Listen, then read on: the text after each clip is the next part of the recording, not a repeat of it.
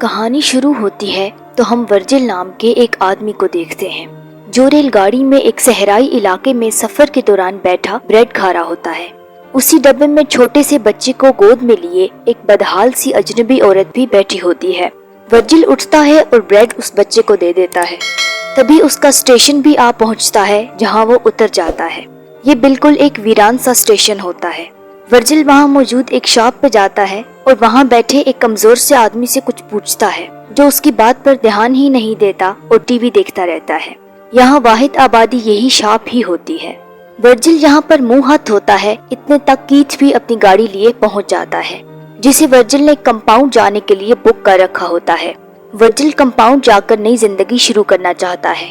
چونکہ یہ سخت قسم کا ریگستانی علاقہ ہوتا ہے تو یہاں شدید گرمی پڑتی ہے، اس لیے ورجل گاڑی کا اے سی تھوڑا تیز کر دیتا ہے، مگر کیتھ کہتا ہے کہ اس سے انجن پر لوڈ پڑے گا تو انجن گرم ہو جائے گا، اس لیے وہ اے سی کو کم کر دیتا ہے۔ اگلی سین میں ان کی گاڑی کا ٹائر پنکچر ہو جاتا ہے تو وہ ٹائر تبدیل کرنے لگتے ہیں اور پھر شام ہو جانے پر وہ لوگ ایک جگہ رات گزارنے کے لیے رک جاتے ہیں۔ اگلے روز ورجل گاڑی چلا رہا ہوتا ہے جبکہ کیتھ دوسری سیٹ پہ بیٹھا سویا ہوتا ہے، تو موقع غنیمت جان کر ورجل اے سی تیز کر دیتا ہے اور کچھ ہی دور جانے کے بعد گاڑی کا انجن گرم ہو جاتا ہے تو گاڑی رک جاتی ہے۔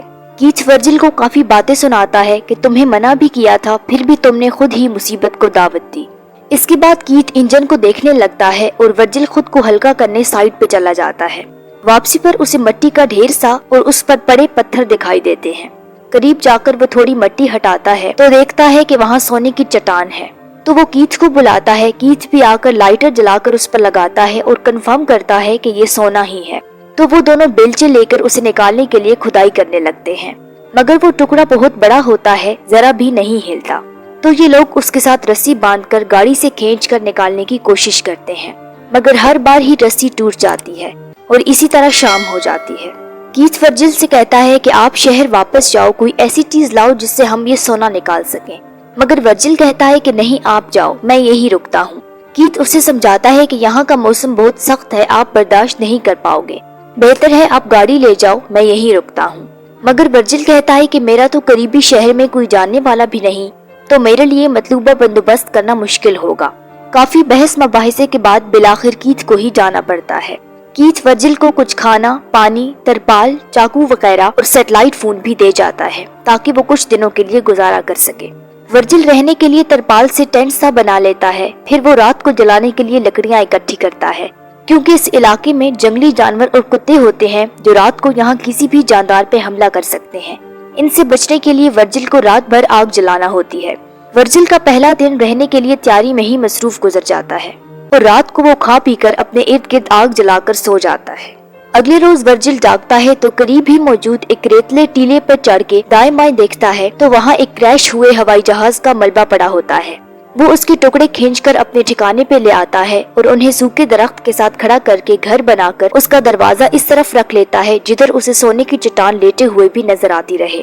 اسی شام ورجل اس سونے کو پتھروں سے توڑنے کی کوشش کرتا ہے تو اچھا خاصا ایک ٹکڑا توڑنے میں کامیاب ہو جاتا ہے۔ تبھی اسے کیتھ کی کال آ جاتی ہے اور کیتھ ورجل کو بتاتا ہے کہ اس کی گاڑی خراب ہو گئی ہے، اسے 2-4 دن مزید لگ جائیں گے، تو ورجل اسے بتاتا ہے کہ اس نے ایک کافی بڑا سونے کا ٹکڑا توڑ لیا ہے۔ کیتھ اسے کہتا ہے کہ آپ جانا مت، ادھر ہی رہنا، ہم یہ پورا سونا نکالیں گے، میں جلد پہنچ جاؤں گا۔ ورجل کو بھی زیادہ سے زیادہ سونا چاہیے ہوتا ہے تو وہ بخوشی وہیں رہنے کا ہی سوچتا ہے۔ اب ورجل کو یہاں رہتے تیسرا دن ہوتا ہے اور ان 3 دنوں میں اس کی جلد ساری خراب ہو چکی ہوتی ہے۔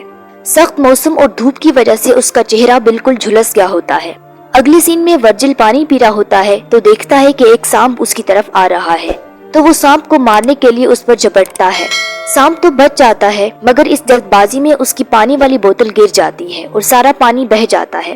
یہاں تو پانی اس کے لیے اس 900 کلو سونے سے بھی زیادہ قیمتی تھا، کیونکہ پانی ہی پر تو اس کی زندگی کا انحصار تھا۔ اس کے بعد وہ کریش ہوئے ہوائی جہاز کے پاس جاتا ہے تاکہ وہ اس کے اندر رہ سکے۔ سونے کا ٹکڑا اور بیگ بھی اس نے سینے سے لگایا ہوتا ہے۔ جہاز کے اندر سے اسے لگتا ہے کہ باہر کوئی آیا ہے تو وہ جلدی سے سونے کا ٹکڑا بیگ میں ڈال دیتا ہے۔ باہر ایک لڑکی آئی ہوتی ہے، وہ اس سے پوچھتی ہے کہ پانی چاہیے تو ہے میرے پاس، تو وہ کہتا ہے کہ نہیں چاہیے۔ وہ اسے کھانے کی بھی آفر کرتی ہے مگر ورجل کھانے سے بھی انکار کر دیتا ہے۔ وہ لڑکی اس سے پوچھتی ہے کہ وہ کون ہے، کہاں سے آیا ہے اور یہاں کیا کر رہا ہے۔ तो वर्जिल उसके सवालों से इरिटेट हो जाता है क्योंकि वो नहीं चाहता कि वो लड़की या कोई भी उसके पास रुके और उसे सोने का पता चल जाए। तो लड़की चली जाती है, मगर जब वर्जिल वापस अपने टेंट की तरफ चलता है तो वो लड़की भी उसका पीछा करने लगती है कि देखूं तो सही ये यहाँ करता क्या है। वर्जिल टेंट के पास पहुँचता है तो लड़की भी आ जाती है और उससे कहती है कि आप जरूर कुछ छुपा रहे हैं, जिस पर वर्जिल तो जैसे पागल हो जाता है और लड़की के सर में पत्थर दे मारता है, जिससे वो मर जाती है। वर्जिल उसके बैग से पानी, खाना वगैरह सारा सामान ले लेता है और करीब ही गड्ढा खोदकर उसे उसके खाली बैग समेत दफना देता है। अगली सीन में हम देखते हैं कि कुत्ते वो गड्ढा खोदकर मैयत को निकाल रहे होते हैं तो वर्जिल लकड़ियां जलाकर उसकी मैयत को जलाकर उस पे मिट्टी डाल देता है। यूं उसका तीसरा दिन बहुत बुरा गुजरता है।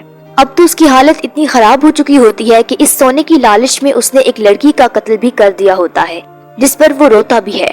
अगली सुबह जब इसका यहाँ चौथा दिन होता है तो कीथ उसे कॉल करता है और बताता है कि उसे अभी मजीद कुछ दिन लग जाएंगे। ये सुनकर वर्जिल बहुत ज्यादा उदास हो जाता है।